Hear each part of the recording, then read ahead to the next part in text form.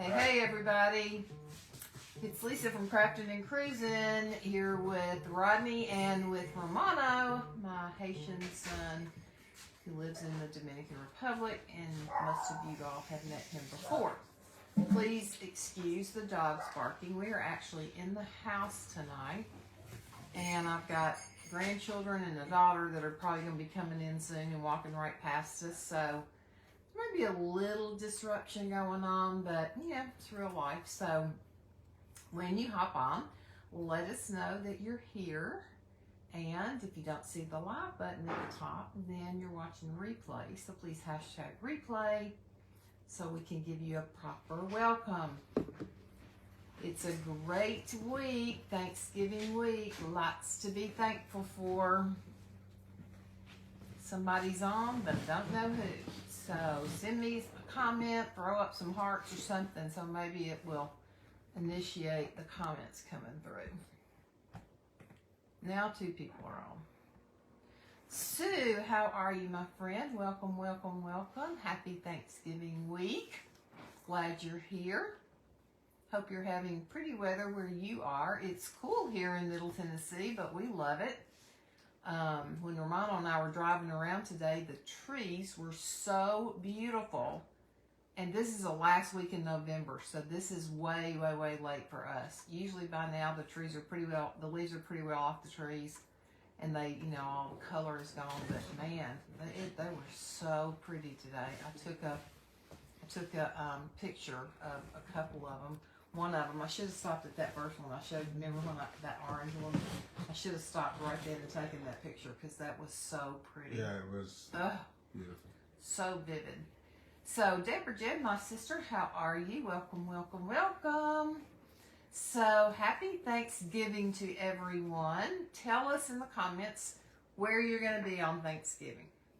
We are going to Lynchburg, to Rodney's sister's house, and it's my understanding that we're going to have a crowd. Lots of relatives of relatives. Hey, Carol. Carol said hi, Romano. Hi, Carol. And Deborah said hi, Romano. And so anyway, we're going to be there. So tomorrow I'm going to be doing my cooking to take, and then we'll get up early Thursday morning and drive about an hour and a half down there. Hey, Bonnie. And yeah, so we're going to spend Thanksgiving Day there and then come home that night. So tomorrow I'm making broccoli salad and chocolate chip pecan pie, which makes 2 pies. The recipe does, and it's super simple. And then I'm making a corn pudding recipe that's a new recipe for me this year, so I'm hoping it's going to be delicious. So you're at your son Matt's, total of 11 adults and 5 children. Cool. I think we'll have, what did you say, Ronnie, maybe 30? Or Jana maybe said 30. So anyway, we're getting excited. So I want to say first how grateful and blessed I am to have each one of you on our page and in our lives. You make our hearts happy and make our lives happy, and so I hope that each one of you has a very, very blessed, hey Brittany, Thanksgiving with your friends and family. And I want to remind us all to remember that this Thanksgiving won't necessarily be wonderful for many people. For some people, it'll be their first Thanksgiving without a loved one, and that's hard. I've been there without my mom and without my dad, and so that's hard. And for some people, it's just a time to be alone, and they don't necessarily have family. Hey, Clara.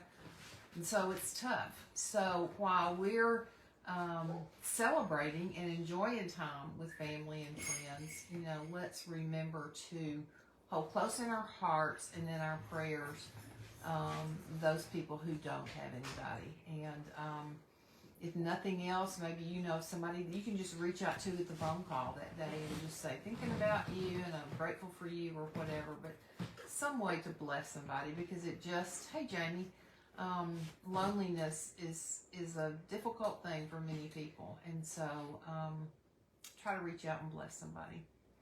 So Ronnie, you have anything to say about Thanksgiving? I'm ready to eat some good food. Well, there you go. And see all the relatives and They're telling what kind of activities she'll have planned this time. No telling, but y'all, we got a lot of babies coming to this family. Every time we go down there, we either hear right before or while we're there, 2 or 3 family members are having babies. So Growing. I'm telling you, growing I a don't think we're lot. going to be doing jump rope this year. No, probably won't be. Jump doing- rope. He'll tell you that later. But anyway, so we'll get to see his mom, which will be good. And so yeah, so my house is decorated. What you see behind me looks terrible because it's my kitchen. But one day soon, I'm going to take you on a daytime tour of the inside and outside to see the decorations, and then I'll repeat it at night so you can see it lit up at night. But it's very festive, and we've been watching Christmas movies. And so one thing Romano and I did today, we met one of his supporters who is in town from Kentucky. We had lunch with Crystal, and that was a lot of fun. And then we've been going around collecting soccer cleats. So before we do the actual interview with Romano, tell them, we'll just start the interview. Tell them why we're collecting soccer cleats. First, hello everyone. I'm Hey, so happy to see you on here and say hi and happy Thanksgiving. The chance for me to say it. I feel happy. I'm thankful for having the opportunity to be here with Mama Lisa and Rodney and the family. This time I have the opportunity to share it with them. It is my pleasure, and also we are, as Mama Lisa asked me, collecting the shoes because in the Dominican, soccer is part of my ministry. What we do, we have kids that we teach about soccer, about Jesus as a program, and also an adult soccer team that we are having a tournament right now. So every time I have the chance to come to the States, I do that collection of soccer cleats as something I can, easily take back with me to help my team there in the Dominican. And it's very not only expensive but hard to find in the Dominican, so I try to collect from people who have some to donate to our ministry, and also some people that have some they can sell like in the low price. We try to get that. So Mama Lisa and Rodney and some other people help me collect those. I don't know where to go, but people give direction, and then we bargain the price, and sometimes you get something in that low price. So that's what we were doing today, different places, and yeah. Yeah. So we were meeting people who we found on Marketplace, our local marketplace.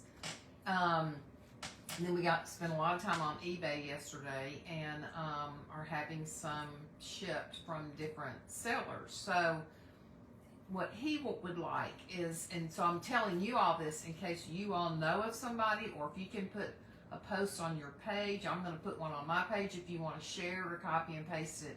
But we're looking primarily for adult men's soccer cleats, used soccer cleats, but in good shape, sizes 9 and up. And so a quick story, one of the ladies that we had seen on Marketplace, and I forget, they were asking like $25 or $20, or I think $25, yeah, for a pair of soccer cleats. And so I had written up this little thing that I sent to everybody that we were contacting, and I just said, our Haitian son, who's a pastor in the Dominican, has a soccer ministry, and is, trying to get some used men's cleats, and, hey, Catherine, we might be interested. Would you be willing to take, instead of $25, $20, whatever. Hey, Bonnie. And so, I just texted this lady, and so she answered back, and she said, well, I don't guess she answered back until, was it this morning or yesterday? We heard back from her. Yesterday. Oh yeah, you told me this morning. Yeah. Okay. So when she texted back, answered back, she said, my 13-year-old son is selling these cleats. He's trying to raise some spending money. And she said, I referred to him in my message as the captain because I knew people would understand that more. Romano's actually plays when you need to, right? But he started the team, but they have a separate team captain. But I just said the team captain is in town, you know, and if we can meet you somewhere, you'd have a chance to meet him. And so anyway, she answered back and she said, I'm selling these for my 13-year-old son who's trying to raise some spending money, but he would like to donate them to the captain of the team. And she said, it makes my heart very happy. And so when I answered her back, I said, it makes my heart very happy too. And I know that Jesus was very pleased with this young man. We were hoping that we were going to be able to pick him up from them so that we could meet her and him, and he could meet Romano. They weren't home, but I have her address now, and we went to pick up the cleats. She left them out for us, and so Romano's going to get a little, thank you card and write him a note. So really and truly warms my heart to think that a young man, who can't get a job, so he's trying to raise money, but the Lord really impressed upon him to donate them. So all that to say, I'll make a post. You can copy and paste. You can share whatever to your page. But if you can just keep your eyes and ears open, he won't be leaving until December 20th. So they would have to be here by the 19th of December at the latest, because he leaves real early December 20th. But if you know of anybody that has some that they hopefully be willing to donate, but if not, would sell for a reasonable price, please contact me and let me know, and we'll be happy to contact them however we need to. So, thanks for that. So, many of you who have been on here or are on here may have heard me interview him when he was here before. What month were you here? Was it March? I don't remember. March or April he was here. And so if you don't know about Romano, the way we met Romano, Ronnie and I, was we were doing mission work in the Dominican Republic. And we were with an organization that at that time Romano was with also. Hey, Evangeline. And he was a translator for our team, one of the translators. And fabulous personality. Everybody on every team that ever went down there fell in love with Romano and wanted to be his supporter and all that stuff. So we were one of those families that just, felt a connection with him. And so we just sort of, I guess loosely, you would say, adopted him as our son. So he's a Haitian living in the Dominican Republic. If you don't know, Haiti and Dominican Republic are both located on the island of Hispaniola. The two countries, historically, there's been a lot of political stuff and a lot of strain and discord between the two countries. So the fact that he is serving in the Dominican Republic as a Haitian in itself is very dangerous in the best of times. Right now, it's even the worst of times. And so I'm going to let him tell you how he got to the Dominican, why he went to the Dominican, and what he's been doing there. Just briefly talk about the churches but how you got there initially. To the Dominican. Mm-hmm. To the Dominican. Well, I went to the Dominican in '98 from Haiti.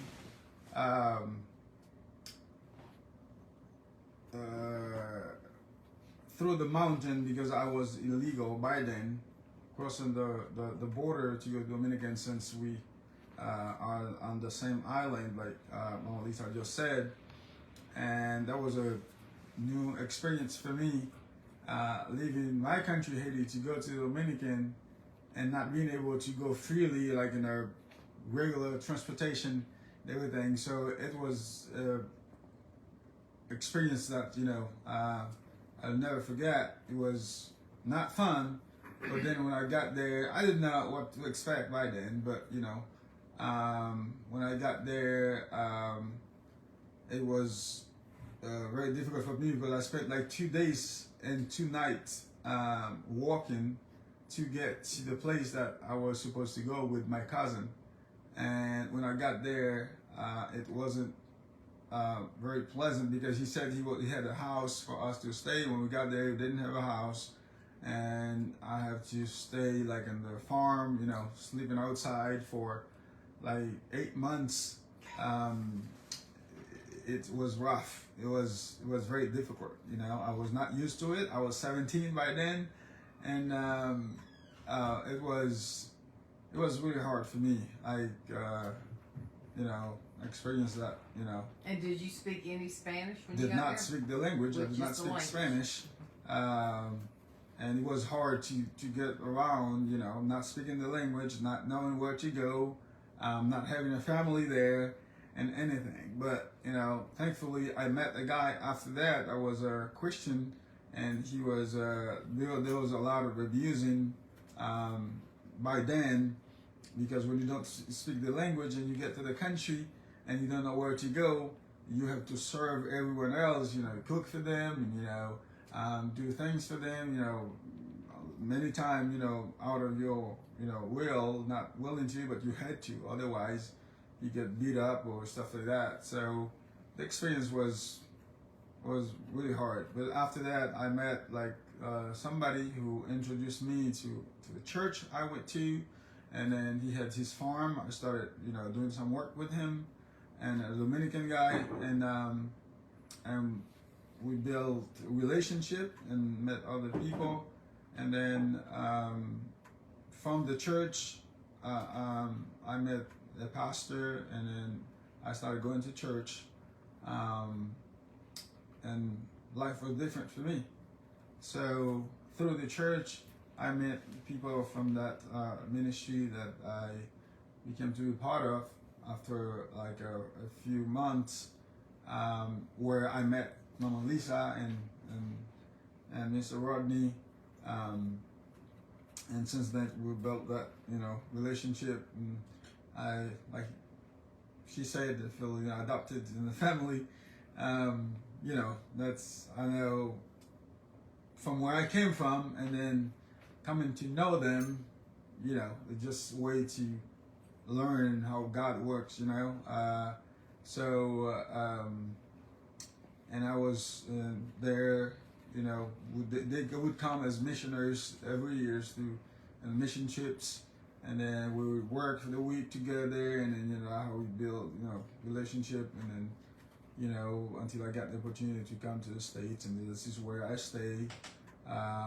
As I do ministry in Dominican, like we said, to lead the Haitian church and Haitian community, and we know that how Haitian and Dominican don't get along very well, but, you know, Christ can do anything, because, you know, for him, it's a human being. That's the most important thing. It's not, you know, like whether you're from somewhere else or a different color and then speak different languages, but he put us together, you know, when we understand that, you know, it's only his blood that have us alive and give us hope.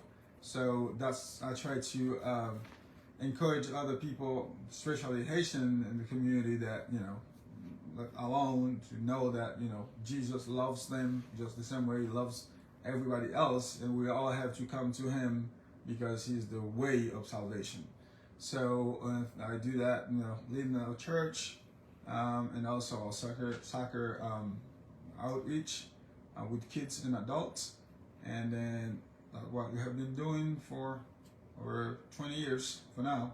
And how many churches have you started? I started 3 churches, but only 2 are functioning. The other one didn't make it, so which is, I'll plan to keep doing that, but, you know, it's not, it's a little difficult, you know, to build the churches since we don't have properties, you know. In the Dominican, we have to rent places, and then with the situation between the 2 nations, a lot of times it's difficult even to get places to rent, to meet and then gather with people. And then, you know, and especially like situation right now, even worse, what's going on between Haitian and Dominican, not being able to get legal and stuff like that, and being arrested and deported. Yeah, we'll talk about that. Okay, so yeah, So we've been doing that, and then thankfully God did, put people like Mama Lisa and Rodney and others in our life and to support our family and our ministry in the Dominican, and we continue doing this until Jesus tells you to do something else. exactly. Mm-hmm.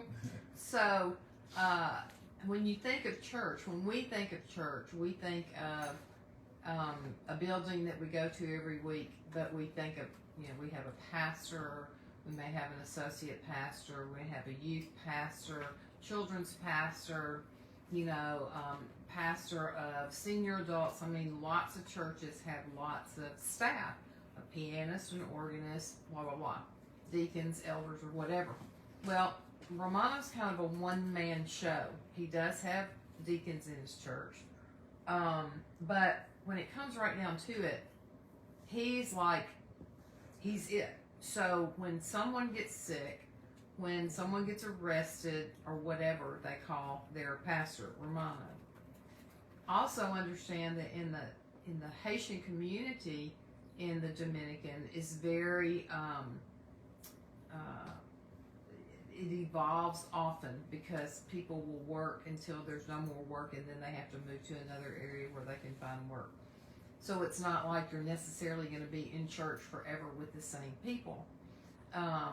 It's very migratory, I guess is a good word for it.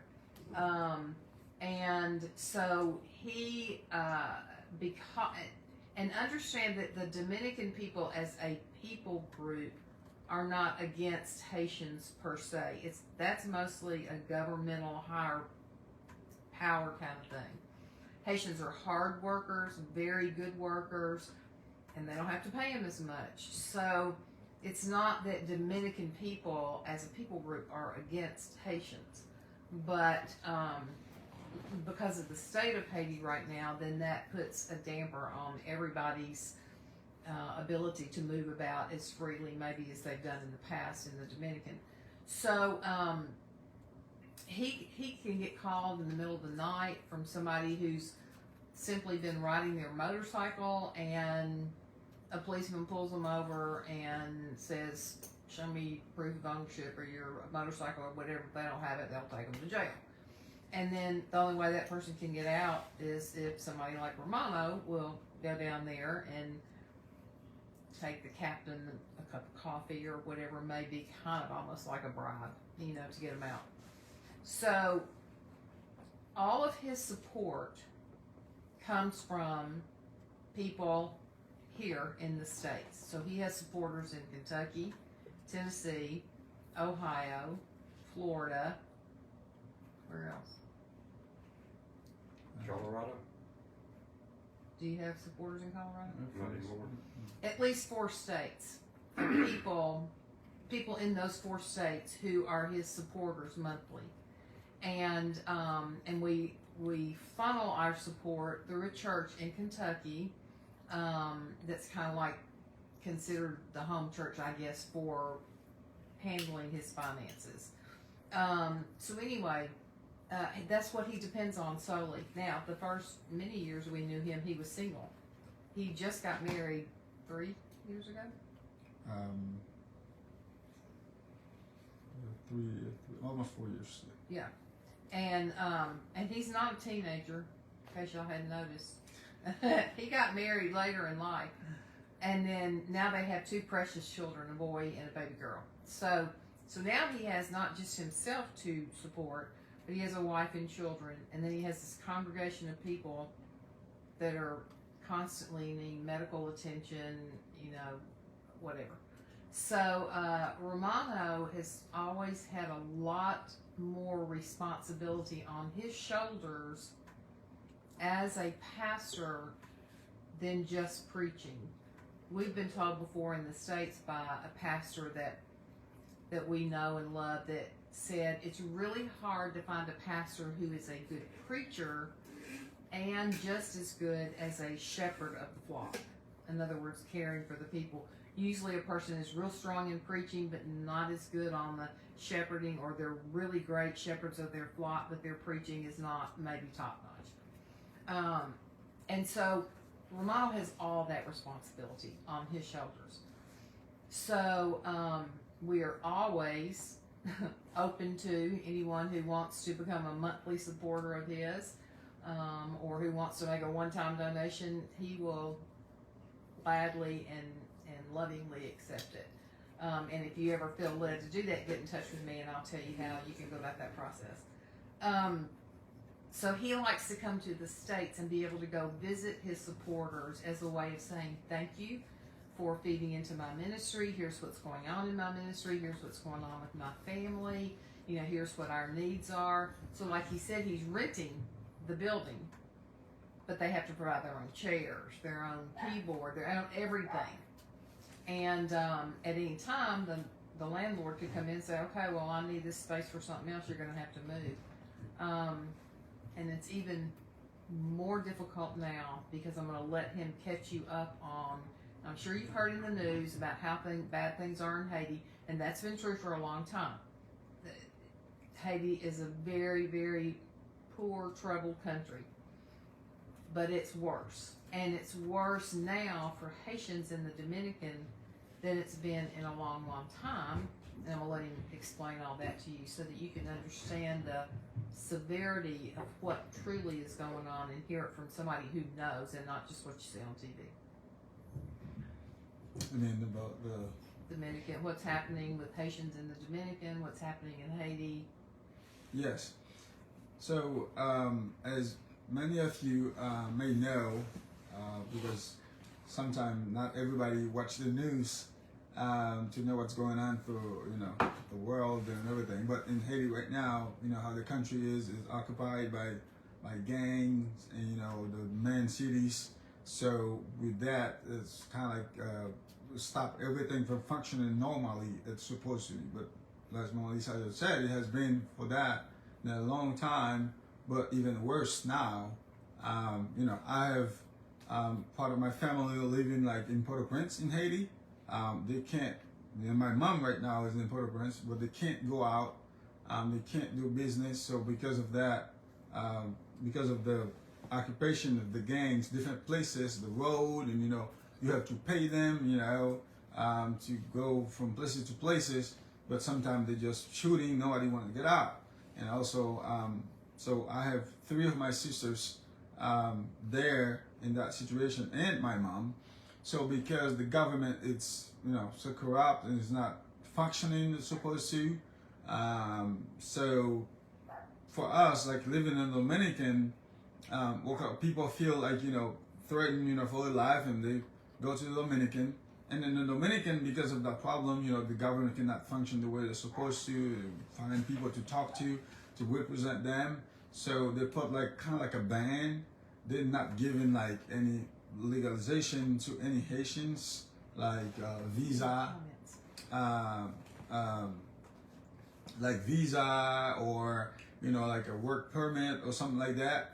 Because as long as the country like Haiti is the way it is, they're not gonna give them like a free, not a free, but access to buy a visa like it was before to come to the Dominican, because so many Haitians are already there, and they don't want any gang people to come to the Dominican either. So because of that, everybody is on the same page, not being able to get permission to be there. So that makes it very rough. Just the ones who are like me and others, like living in the Dominican and do ministry there, is really tough for us, for our family, because being deported every day to Haiti. So, but if they have a way to get legal, so that was different. But there's not provided any way to get legal, so that's happening. And now they have that new rules to strengthen the way of deporting Haitians. The police are doing it, the soldiers and everybody. But not only that, they're also abusing people. Like when they go to houses, they break into the houses, they get what's good things they want to, whether money or good shoes or anything, and then deport them. Or if you don't want to be deported, you pay your way out, but without guarantee, because you might do it today and they let you go, but tomorrow or next week you're under the same thing. Okay, so pause right there. Let me kind of summarize that for people who may be having a hard time following it. So if you are Haitian living in the Dominican Republic and you don't have the appropriate paperwork, you're at risk of being deported. And now there's a concentrated effort on the part of the police department in the Dominican, which is very corrupt, and the what they call the people that come out in the morning, the group that comes out and looks for people. Immigration. The immigration group. So what happens is, like in the morning hours, when Haitians would normally be going to work, walking, taking a boat, a motorcycle, or whatever, the immigration people are watching. They see they're Haitian. They'll go up to a lot of them, say, present your papers, show you're legal. If you can't show you're legal, they're going to take you to jail and they're going to put you on a bus and deport you. Unless you can pay what they ask you for, which is going right in their pockets. $200, $300 per person, whatever. Remember, these are Haitian people working for very little money. What would you say an average weekly pay for a man working like construction in the Dominican that's Haitian would be for a week? Well, it depends what you do. Some people, they call me like a helper, and which is the likely the job you can get there, because if you don't have like the national paper, you cannot get a regular job so for a salary. But regularly, weekly, it can be like $120. $120 US. Okay, so for a month, that would be roughly $480. So let's just round it up and say $500 a month. Okay, this is maybe a man who has a wife, children, maybe children to feed, rent to pay, bills to pay. So then immigration can come in and say, okay, well, the only way we're not going to make you go back is if you're going to pay us $300. Maybe per person, maybe if you're lucky, get away with it being the family. $300 out of a monthly salary of about $500, and you still have bills to pay. They don't care. They just want the money to stick in their pocket. Per person. Per person. Individual. So then obviously you can't even afford to pay for everybody. So then you may have to choose which ones you're going to pay for to keep there and let the rest of them be deported, even if you're the parent and it's your child. Then when immigration goes off duty during the day, the police department comes on duty. And what he's saying is, if they go to a house that they suspect or know Haitians live in, they'll knock on the door, and if you don't come to the door, they will break the door in. They've been known to use tear gas to get in. They'll say, present your papers. If you can't present your papers, you're going to be deported. But while they're in your house, if they see a pair of shoes they want, they'll just go get them. If they see a cell phone laying there they want it, they'll just go pick it up, stick it in their pocket. Whatever it is they want. That's how corrupt. And this is, remember, the police department. Now, the police that are doing this, they're not going back to the government saying, here's all the money I collected today. It's going in their pockets. Now, if they break in your house tonight and you're able to pay so that you're not going to be deported, there's nothing to stop another policeman or another immigration officer for coming in the next day or 2-3 days later or a week later and doing the same process.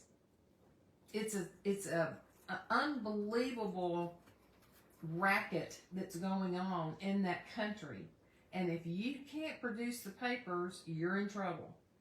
Romano is a resident, a permanent resident of the Dominican. His wife is not.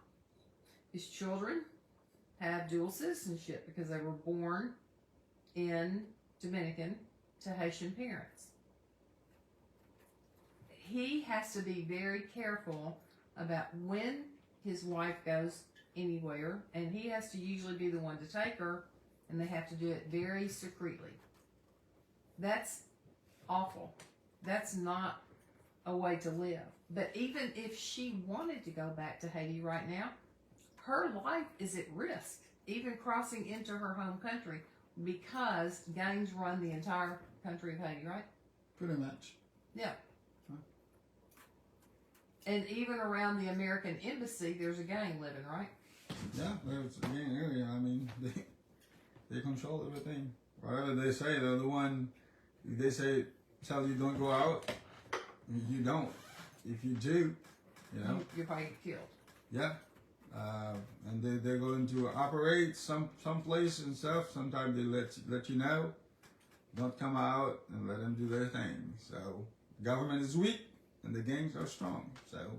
And the gangs have food, so if people are passing by and they're starving and they want food, the gang will probably give them food, but they'll let them know, now you're a part of the gang. Now you're part of us. Now you play by our rules. And if you don't, you know, as that old saying in England was, or whatever, off with your head. You know, they don't care.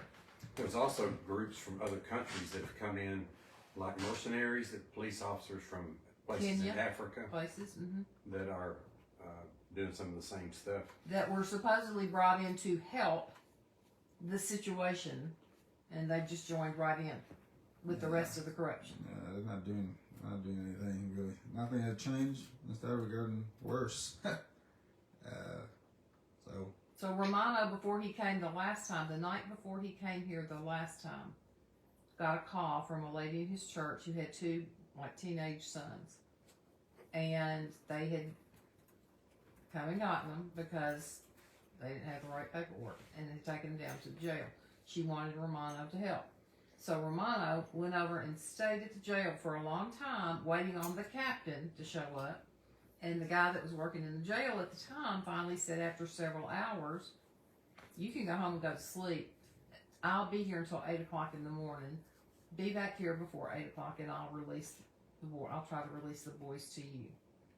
So Romano did that. When he got back, he said he could tell that guy was angry and he was mad. And he looked at Romano and shook his head and said, the captain said, no, I can't do it. So the boys are all, you know, people are walking by getting ready to get on the van, and apparently the mother came up with enough money to keep one of the boys. The other one had to go to a place he didn't know, didn't have family, didn't know what to expect. How would you like to be a mother having to choose which of your children you're going to send and which you're going to keep? It's just mind-boggling to me. So, what's the solution, Romano? Solution? Mm-hmm. Come to Jesus. I mean, it's we live in the evil world, and then the government is corrupted, and I don't know. Well, we don't know what to do and what to say. We'll say, well, only Jesus can fix it. So we'll leave it up to Him and try to do what we can. Now, when we have the opportunity to get legal, for example, my wife, she wants to get legal. I want her to be legal, but there's no way you can do it because they're not given that opportunity. She cannot do it by herself from the government, and so for that. But she's from Port-au-Prince. She can't go back there and then live, or if something happens, you know. So and just like that, and many others, you know. And sometimes they make a little money when they work, but sometimes they can't even work. You know, you get out there, you get arrested, and then some people are just like living that, you know, pressure every day. You know, they can't come to church to worship because they think they're gonna get arrested while they're coming. They can't go buy food. If they need food, they can't walk out on the street without taking a chance. He told me today that, like, sometimes the gangs will announce, let's just say my street's Sneed Road. Okay, let's just say, use that as an example. They'll announce, tomorrow, don't go on Sneed Road. If you do, you get whatever's coming at you. Yep. And he said some people don't really. Well, no, he said then when it's over with, when they're done doing whatever they were looking for or trying to get, then they'll say, okay, now you can come out on Sneed Road. And I said, do people trust that? I would not trust them. And he said, some people do, some people don't. Some people think when they say, we've done what we need to do, y'all can come back out, they trust them. Other people, I would be in this category, would say, I don't believe a word you're saying. I'm not taking a chance on coming out. It's just, it's something that we in this country can't comprehend. Now, I've said all along, I don't want my page to be a political page, and I'm not going to start it now. I am going to tell you that in all the times he's come here, he's never had a problem with immigration in this country until this trip. And when he went up and did the thing where you show your passport and immigration, normally they would just, you know, maybe ask him a few questions. How long are you here for? What are you doing here? Blah, blah, blah. That's it. This time they asked him that, and then the guy goes, go with him. And this big guy came walking over, and he really thought he was going to be heading back to the Dominican because the guy really kind of chewed him out. And, you know, how long are you going to be here? He said 13 days. You know, what are you doing here? Well, I'm a pastor, and all my support comes from the people in the States, and I want to go and visit my supporters and thank them. Well, why do you need 13 days or 3 weeks? Well, 3 weeks. Why do you need 3 weeks? Well, I got people in Kentucky and Florida and Tennessee, and I mean, he's been here before for 6 months at a time. He's been here before for 4 months at a time. He was told when he got his visa that he could stay no more than, what was it, 6 months? Yeah, 6 months is the limit, but you know, they expect you to last more than a month. What they say, I mean, I know. So they say you can stay 6 months, but then he was told this time, but if you stay more than a month, we consider that you're working here and you're making money, which is illegal. So you better not stay longer than, 3 weeks at a time, because you'll probably go through this every time. He's never ever been through that until now. And I sarcastically said, you should have just come here illegally. Then you could have come right on in. No questions asked. But he wants to do things the right way, even though it took him a long time the first time. He didn't even know if he's going to get granted a visa or passport. And but God worked all that out, and for all these times that he's been coming, it's been no problem. The only problem he's ever had, he brings coffee, Dominican coffee, which is delicious, to his supporters as a thank you gift. And every time he's come, they look through his bags and they open up some of the coffee, like I guess they think he's smuggling drugs or whatever. But this time they did not. For the first time, they did not check his coffee, but they put him through the ringer and kept him in a room for a while, and made him feel terrible and scared to death that he was going to get shipped right back to the Dominican. So I guess that's the thing that just gets in my craw the most, is that somebody who's doing it the right way, the moral way, the honorable way, can go through what he went through, but other people can just walk right across with no problem. Claudia Barrett says, Romano, do your wife and kids spend the majority of time in the house when you're not home? Well, even when I'm home. Yeah. Okay. Other going to church and specific things that you might need, but for the most part, I go get things because they want to be exposed, many times out there. So because they can get deported. So. But see, if they come into Romano's house, he's fine because he's a legal resident of the Dominican. But El Mas and the kids are not. Well, the kids even though the kids would be, but El Mas is not going to be deported back to Haiti and leave her kids with Romano. But Romano doesn't want them going back with that. It's just. And you and your wife were married in Dominican, right? Well, both in Both Haiti and in Dominican. So, but it doesn't necessarily, just getting married there doesn't necessarily make her a legal citizen. So she would have to go through a process, and right now there is no process. Because in Dominican, they're not giving it to anybody, and in Haiti, nothing's happening except the gangs are running the country. Yeah. So nobody's getting anything in Haiti. So some people think because I'm a resident, that would give a pass to my wife, maybe to get her residency too, but it's not the way, because they're doing individually, especially for us Haitians. Probably different with other nations, but for us, it's just the way they do it. That doesn't have anything. She has to do her own thing, and me my own things. Different process. So that's why they're not having it for anybody now, even for my wife, which is very hard. And when we first started going to the Dominican, there's always been this animosity between the two countries, but it was never, ever like this. Never. Tell us a little more about your soccer ministry and how that fits in with your regular ministry. Is there a requirement for the kids that play soccer to be involved in church or anything? and the men, like it's two separate teams. So Yeah, some of the kids are already part of the church, and some of the kids, around just come to it. We don't necessarily make the kids come to the church, but we use our program to tell them about Jesus.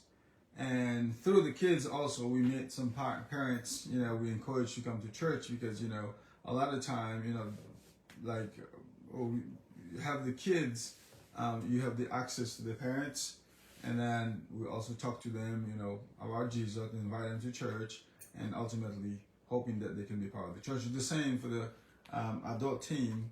At the beginning, when you started in 2004, it was a requirement. Everybody part of the team had to come to church. That's how we started. But after that, we kind of like loosen up and we say, okay, just God, says, whoever believe in Jesus will be saved, but whoever don't believe, So it's like have the freedom to choose what is good. What He shows us the way.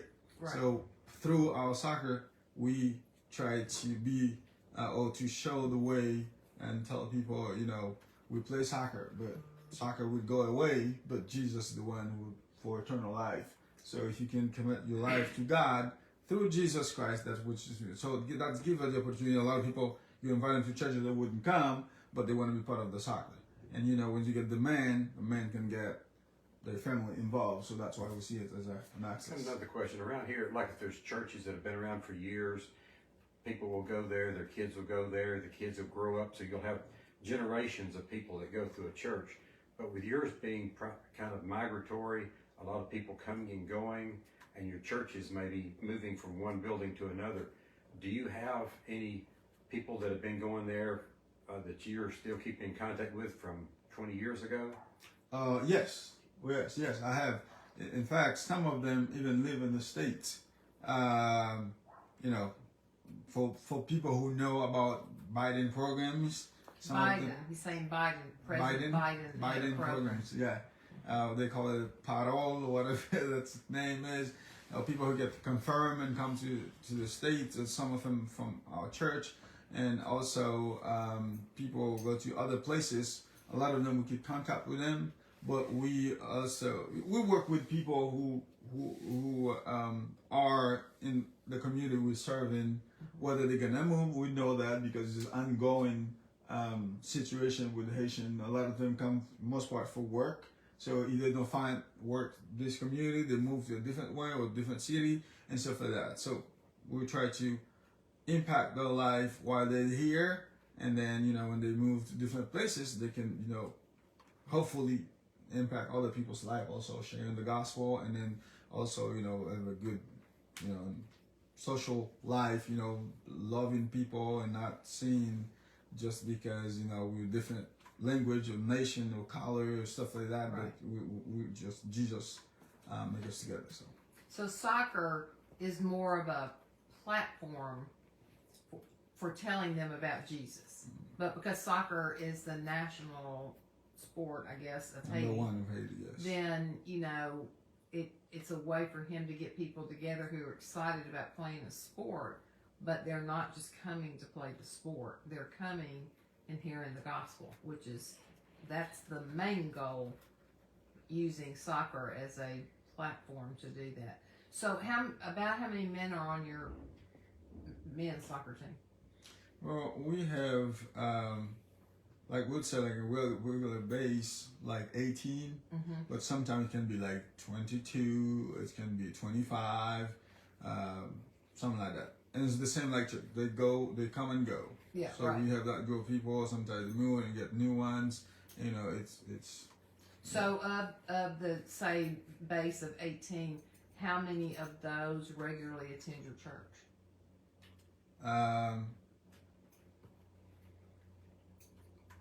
We can have 10. We can have 5.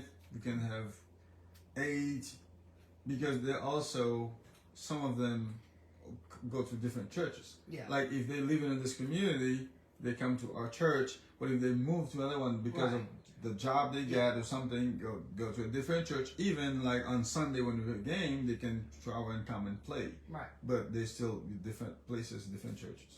And see, they're at risk even going to church. Now, so Correct. far at his church, the police or immigration hasn't come in during church and taken anybody out. He said they used to have a rule that on the weekends they would not do that. Well, now that's no longer in effect.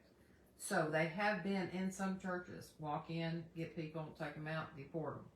So, we're going to continue to pray that that doesn't happen in his church. But so some people are afraid to go to church on Sunday morning and then Bible study during the week is at night.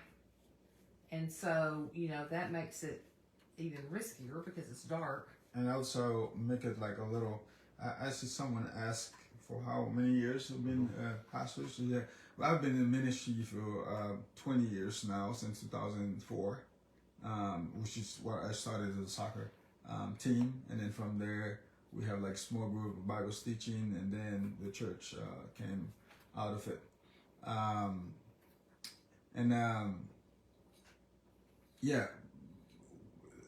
With that, with everything else, like, well, at least I have explained, and Mr. Rodney, is because of the situation now, I also add more to my duty because, for example, a lot of them who come to Bible study at night, I have to take them home. So I have my family with me and take some of the one who live a little away, have access to that 8 passengers van. Sometime I take the one who live away, take him home, and then for me to come to my house with my family, because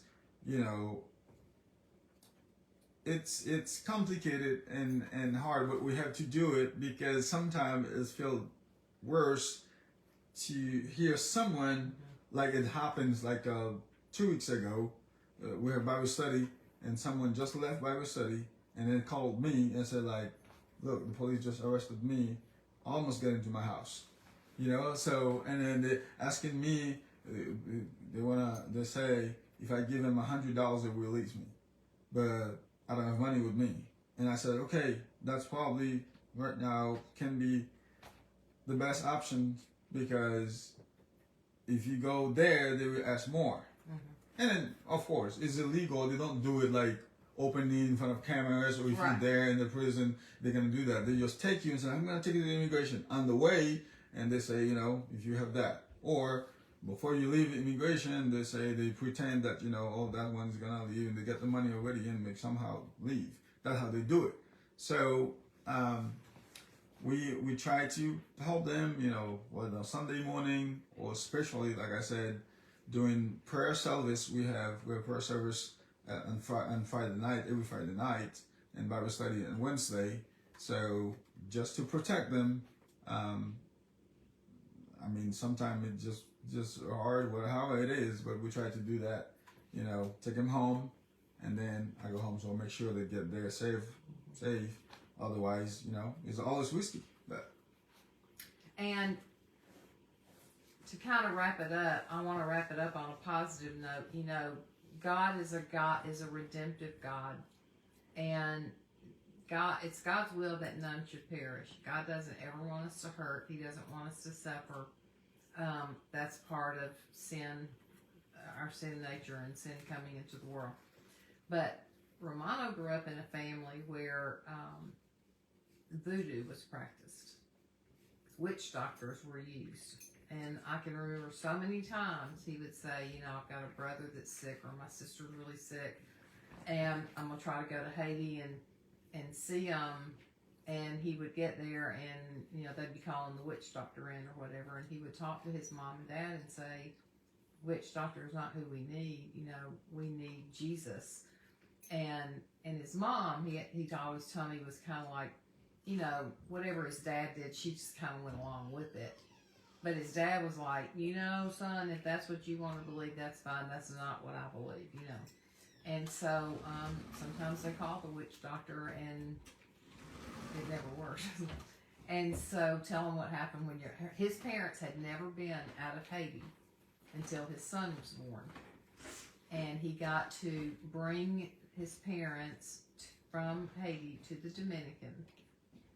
They experienced things they'd never experienced, like a Walmart kind of store that has a cover over the top. I mean, the stories you could tell are fascinating. But tell what happened about your dad and your mom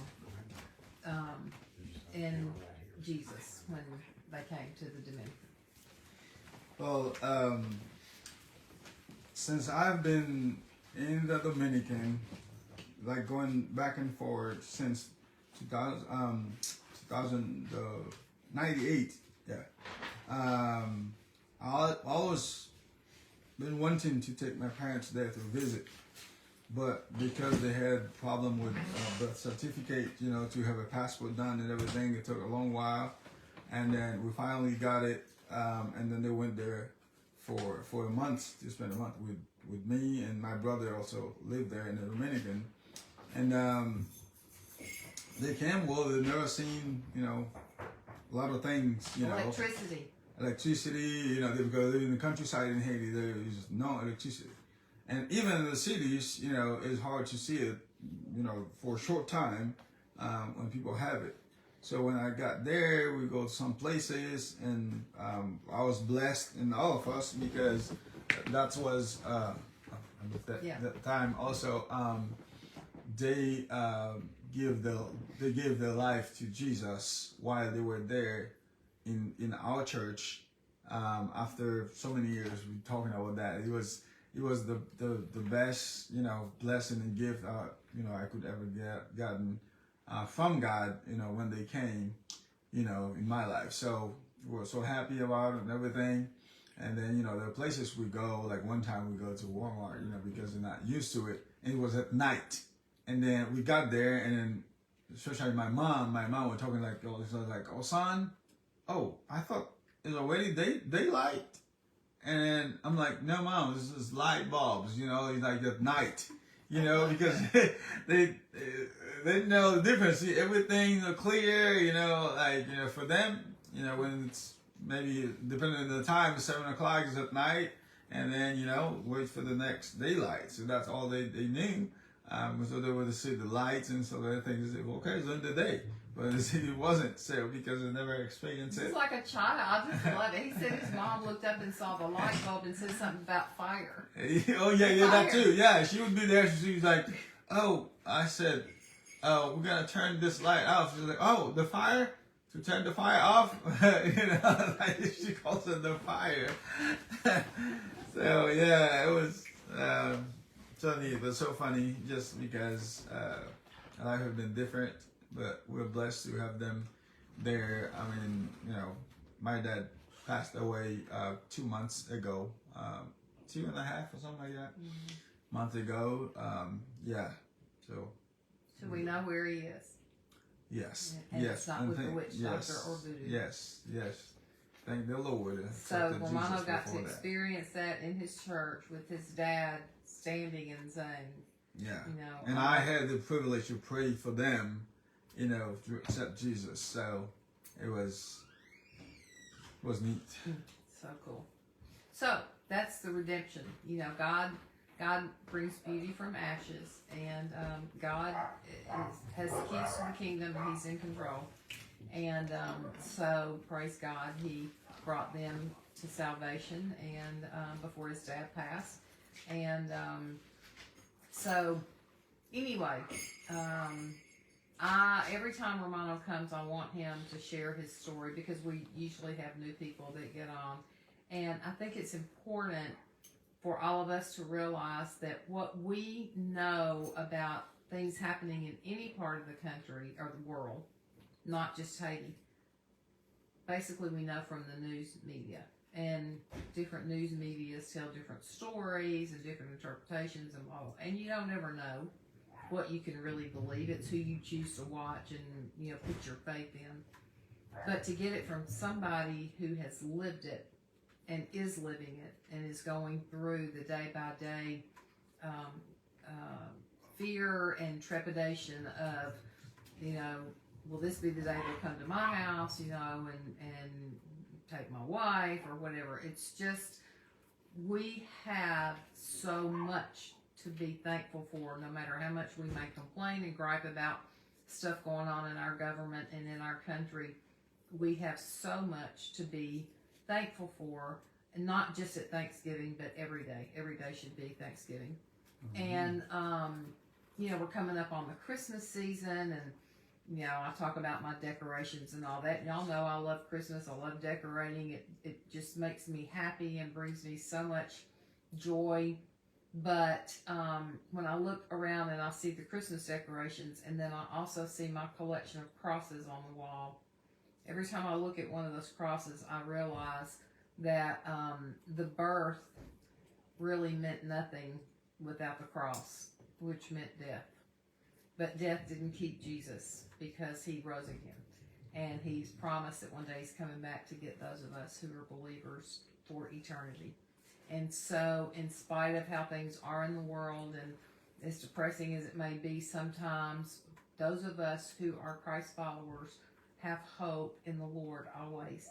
And so I want to ask you all to do me a favor and pray for Romano, Elmas, and the two children whenever you think about him, or whenever you're hearing stories or whatever on the news. Just voice a little prayer for their protection, their security, and that God will continue to bless their ministry, and guide Romano especially in all that he has to do, or is required to do, wants to do, out of love for his congregation and his people.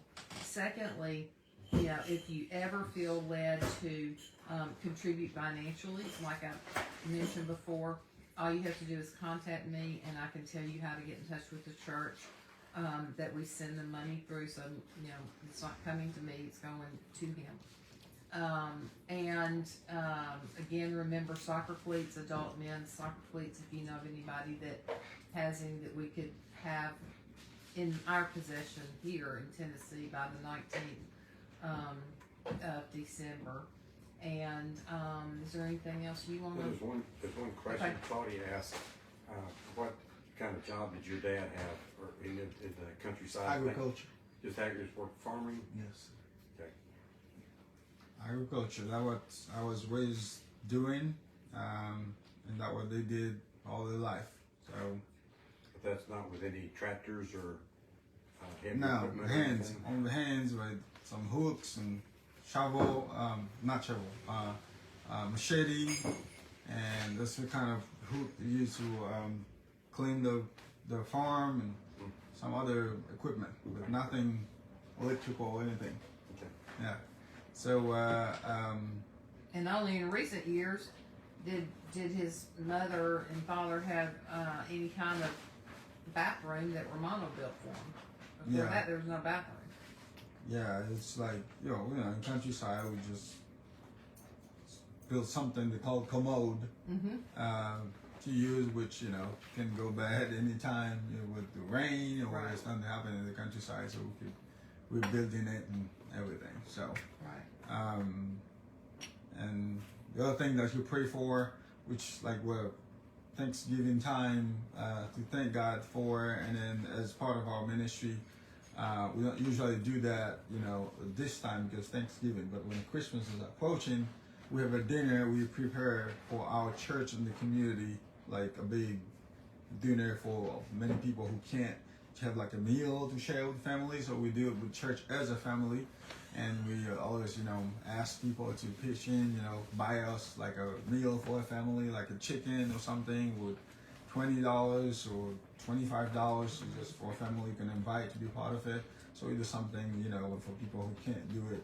And because a lot of people, you can imagine, the time is coming and get together with friends and families, but most part in our community, many people can't do, Right. like a special meal or stuff like that. So we do something, even though we can't do it for everyone, but at least But that's it's what you big. do. I've seen pictures. Lots of people Yeah, from the community come, and what he likes to do is to give each family a chicken, a real chicken, so Yeah. they can take the chicken and have it as their own meal sometimes. So they prepare a meal and have the meal and the fellowship at the church, but then he likes to be able to distribute a chicken to each family that leaves. So I usually will put something on my page and send out emails to people and say, if you're willing to contribute, whatever amount of money. I think usually it depends on what the cost of the chickens are, but usually we ask for $20 to $25 to help a family. People who can give more, that's great. People who can't give that much but can give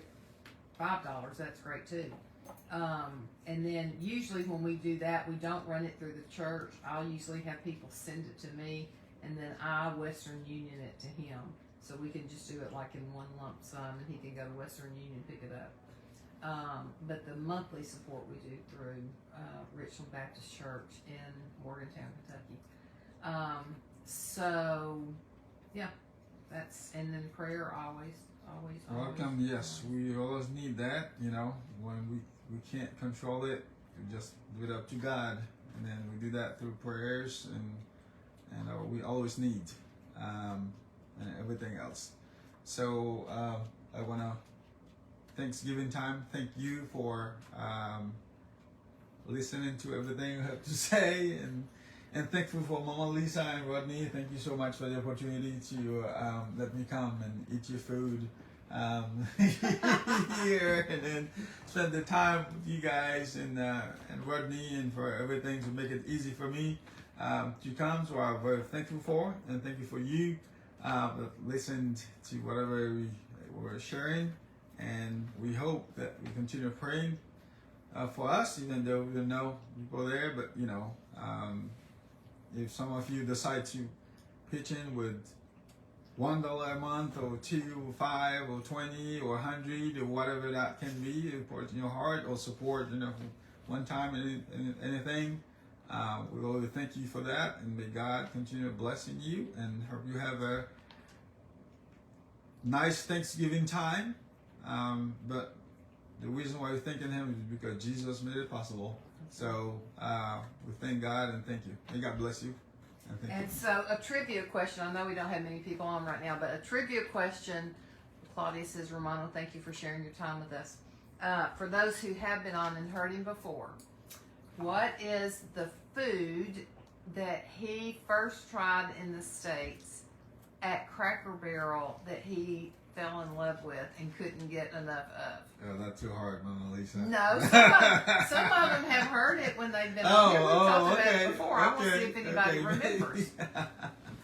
Hey, Liz Boyle. Okay, so when he first came here, the first American food he had was at Cracker Barrel, okay?